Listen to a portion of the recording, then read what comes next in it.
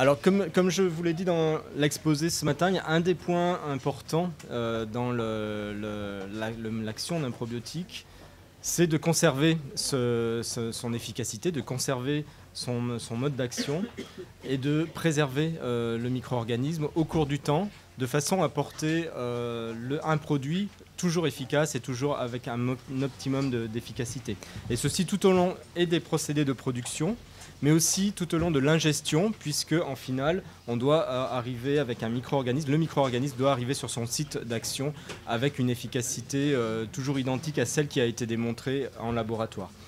Donc on aura, pour illustrer cette démarche de conservation de l'efficacité d'un micro-organisme, on va avoir 3 présentations. Une première par Cyril Iaconelli qui va s'attarder à nous montrer comment s'attaquer à cette difficulté qui sont les micro-organismes anaérobies stricts.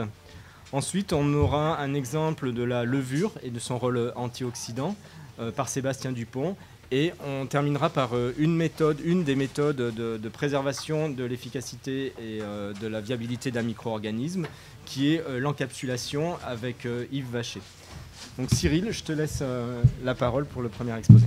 Bien, bonjour à tous. Je m'appelle Cyril Iaconelli, je suis doctorant. Donc tout d'abord, je tiens à remercier le comité de me laisser présenter mes travaux de thèse. Donc je suis en dernière année de thèse, donc à l'UMRPAM, au sein de l'UMRPAM, en thèse CIF, sous la direction du professeur Patrick Gervais et du professeur Laurent Bonnet.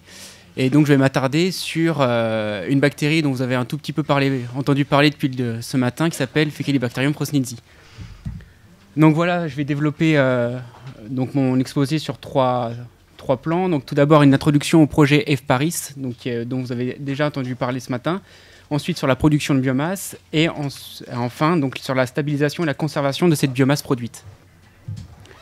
Donc sur l'introduction du projet, donc, je vais parler rapidement de ce qu'est un probiotique et ce qu'est le microbiote. Donc tout d'abord, il faut savoir que le tractus digestif, c'est la plus grande surface corporelle qu'on a. C'est supérieur à celle de notre peau, c'est 200 à 300 mètres carrés, donc c'est l'équivalent de 2 terrains de tennis.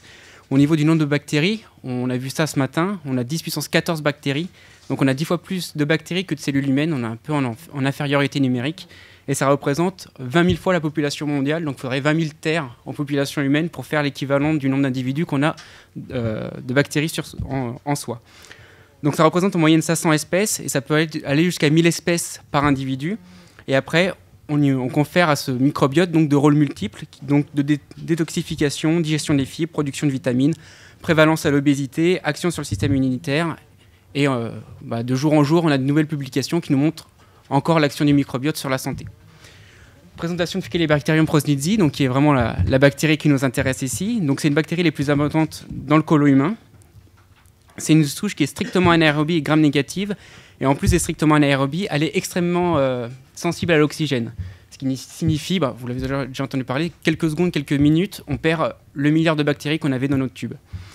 Donc elle est productrice de butyrate, formate, lactate et de CO2. Ensuite, il y a des travaux qui ont montré que F. prausnitzii et son agent avaient un effet anti-inflammatoire important et plus important que d'autres bactéries qui étaient connues pour avoir un effet anti-inflammatoire.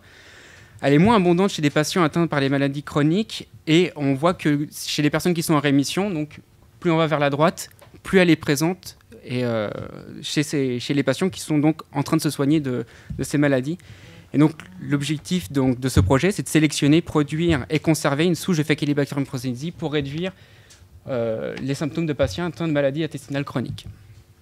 Donc voilà, en quelque sorte, un diagramme de Gantt un peu plus joli présenté, donc qui part de l'étude préclinique. Donc il y a des choses à obtenir, notamment un peu plus législatifs, qui soient le deuxième novel food, statut GRAS, etc., des tests toxicologiques. Ensuite, on attaque vraiment ce dont on a parlé depuis le début, la sélection des souches, optimiser les process qui sont de croissance, de conservation. Alors la sélection de souches, c'est aussi à la fois sur les effets et fonctionnalités, mais aussi sur la capacité qu'on peut avoir à produire et à la conserver.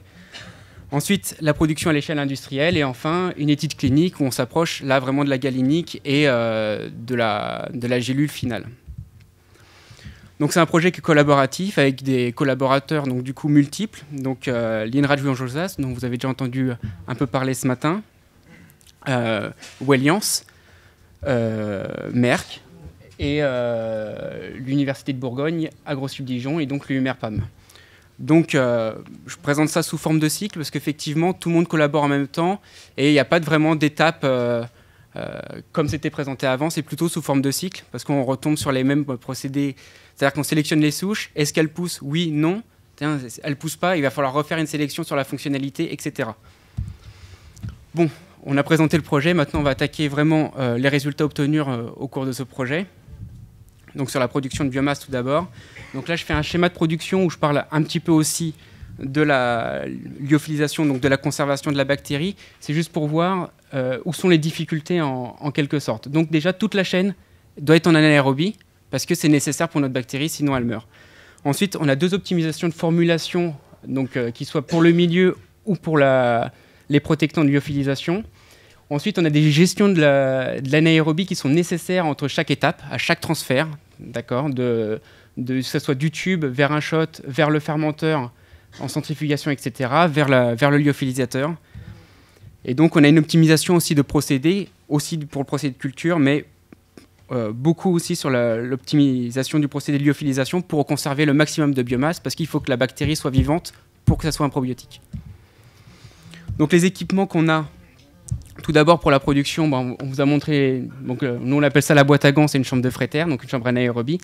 Et on a ici, donc à la PB juste à côté, des fermenteurs 5 litres, donc, qui sont, j'aime dire, anaérobes ready. En fait, on les a rendus comme ça, ils n'étaient pas comme ça à l'origine.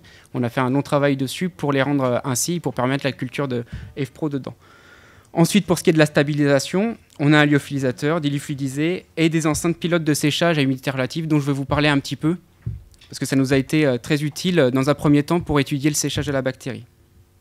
Donc, des difficultés, oui, parce qu'il faut que ce soit un anaérobie strict, donc pas d'oxygène.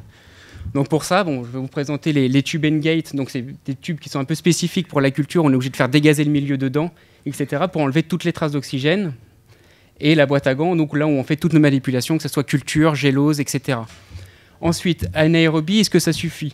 Certainement pas, puisque la bactérie, en fait, c'est une bactérie commensale du côlon, et donc il faut reproduire en laboratoire, en fait, toutes les conditions et les compositions, donc en nutriments, compositions gazeuses, favorables à sa croissance.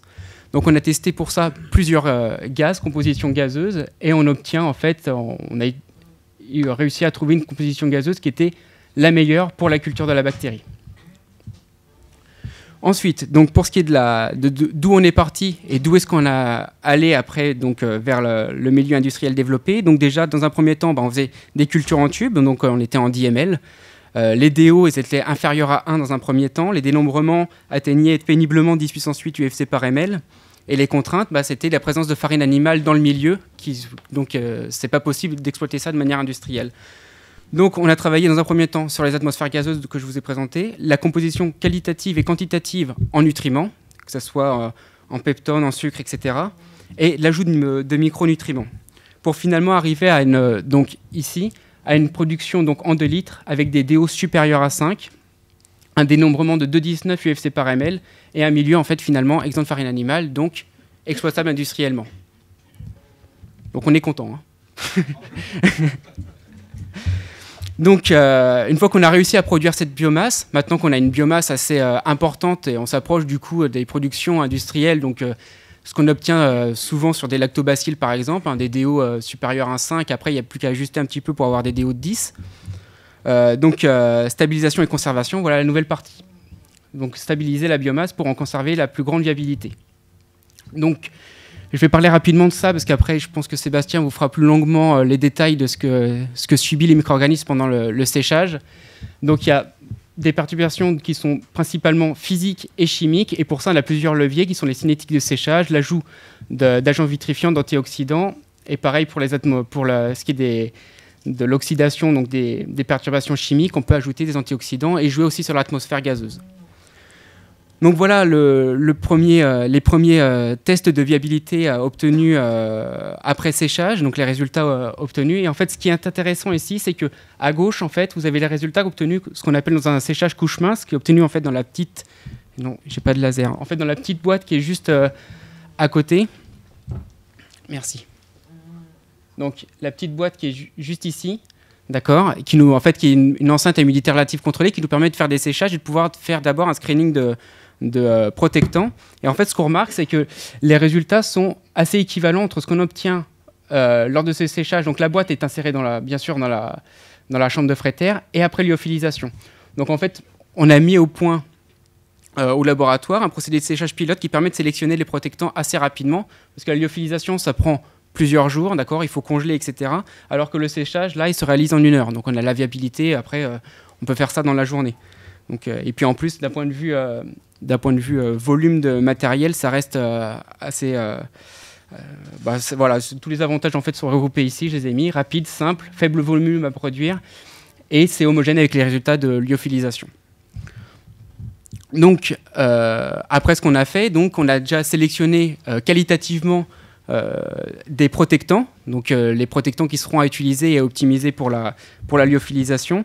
Et en fait, on a réussi à passer à 4% de viabilité initialement obtenue à 50% de viabilité. Comment on a fait? On a d'abord joué sur la cinétique de congélation. Ensuite, on a joué sur la concentration en tréhalose, sur le pH du milieu de lyophilisation, parce qu'en fait, on dégaze sous un gaz qui va diminuer le pH, donc il faut augmenter le pH, et sur les conditions de réhydratation qui sont aussi à optimiser. On obtient finalement les 50% de viabilité obtenus sur cette bactérie qui est extrêmement sensible à l'oxygène. Donc là encore, une fois, on est content. Donc du 2,19, il nous reste 1,19 UFC par ml. Donc on a multiplié par 10, même peut-être un peu plus, le rendement de lyophilisation. Ensuite, qu'est-ce qui se passe avec cette bactérie en fait? Eh ben, il va falloir l'ingérer et donc elle va passer par différentes étapes dans le tractus digestif. Donc vous avez l'estomac, le jejunum proximal, le jejunum distal, l'iléum distal et le côlon. Donc, en fait, là, je vous ai mis qualitativement ce qu'il y avait présent dans les différents tampons. Donc, c'est recommandé par la pharmacopée européenne. Et en fait, on a juste regardé à quoi elle était sensible. Donc, on l'a mis 30 minutes à 37 degrés dans ces différents bains. On observe une mortalité totale dans l'estomac, contrairement à ce qui peut être observé, par exemple, chez certaines lactobacilles, par exemple, Lactobacillus plantarum, qui passe assez convenablement bien l'estomac, et une forte sensibilité aux sels biliaires. Après, pour ce qui est des autres tampons, elle le supporte assez bien. Alors, je veux juste préciser que tous les tampons ont été dégazés, donc sans oxygène. Donc, parce qu'il faut savoir qu'il y a un gradient d'oxygène qui est aussi important, donc il va de l'estomac jusqu'au côlon. En fait, dans la lumière du côlon, il n'y a plus d'oxygène. Là, elle est morte totalement dans l'estomac, sans oxygène. Donc, avec de l'oxygène, c'est même pas la peine d'y penser. Et donc... la bactérie présente une forte sensibilité à l'acidité stomacale ainsi qu'aux sels biliaires. Et donc, la conception d'une gélule maintenant gastro-résistante est indispensable. Et donc, on en est à ce point-là. Donc, ce qu'on aimerait faire maintenant aujourd'hui, c'est encapsuler la bactérie. Donc, il faut la produire, l'encapsuler, la stabiliser ou faire l'inverse. La stabiliser, l'encapsuler, l'ingérer. Donc là, je représente un peu ce qui peut se passer. Donc là, effectivement, on est au niveau de l'estomac. Il y a des problèmes du pH, d'oxygène et de pepsine. Dans le petit intestin, c'est pareil. Présence de sels biliaires qui peuvent être néfastes pour la bactérie. Et enfin, c'est ici qu'on veut libérer la bactérie pour qu'elle colonise le côlon et finalement avoir une action sur les maladies intestinales chroniques de la personne. Donc là, en termes de conclusion, je ne sais pas au niveau du temps. C'est bon. Voilà. Donc j'en suis à la slide de conclusion. Donc j'ai essayé de résumer ici. Tout ce qui avait été obtenu. Donc en termes de production, effectivement, on a réussi à produire donc fois 4000 ce qu'on avait initialement, donc que ce soit en termes de volume ou en termes de biomasse, donc de nombre de bactéries obtenues. Au niveau du séchage, les premiers essais de séchage, donc vraiment, les premiers tests qu'on avait faits, on a réussi à multiplier par 600 donc ce qui avait été obtenu. Après, pour ce qui est de la survie après stockage, j'en ai pas parlé ici parce que j'avais qu'un quart d'heure, mais on a obtenu maintenant, après 4 mois à 25 degrés à l'obscurité, une survie de 10% lors de son stockage. Et pour préserver la fonctionnalité, ça a été donc la bactérie sèche a été testée sur des modèles d'inflammation intestinale murin, et on observe une fonctionnalité chez ce modèle. Donc il ne reste plus qu'à tester ça chez l'homme.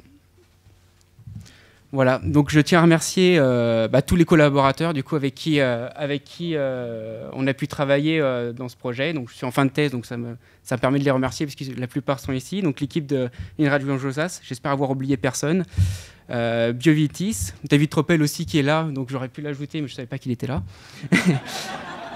Merck Médication Familiale, Welliance, et donc du coup l'UMRPAM aussi, mes 2 directeurs de thèse. Voilà, je vous remercie de votre attention.